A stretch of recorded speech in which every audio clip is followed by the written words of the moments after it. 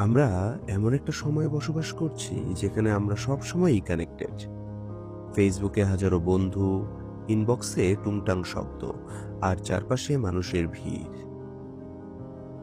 তবুও দিন শেষে বালিশে মাথা রাখার পর একটা অদ্ভুত শূন্যতা কি আপনাকে গ্রাস করে? মনে হয় এই বিশাল পৃথিবীতে আসলে কেউ কি আপনাকে পুরোপুরি বোঝে? মির্জা গালিব বলেছিলেন, ভিড়ের মাঝেও একা থাকা যায়, যদি মনের মানুষ পাশে না থাকে। আসলে একা থাকা আর নিঃসঙ্গতা দুটি এক নয়।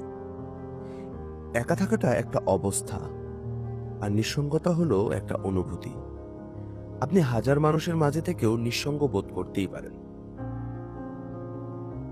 আমরা নিঃসঙ্গতাকে ভয় পাই। আমরা ভাবি কেউ নেই মানেই আমি অসম্পূর্ণ। কিন্তু ভেবে দেখুন তো, এই নিঃসঙ্গতা কি আসলেই খারাপ, নাকি এটা একটা সুযোগ? যখন চারপাশে কেউ থাকে না, কোলাহল থাকে না, তখনই কিন্তু নিজের মনের আসল আওয়াজটা শোনা যায়। নিঃসঙ্গতা আপনাকে আপনার নিজের মুখোমুখি দাঁড় করায়। এটা সেই সময় যখন আপনি নিজেকে প্রশ্ন করতে পারেন, আমি আসলে কি চাই?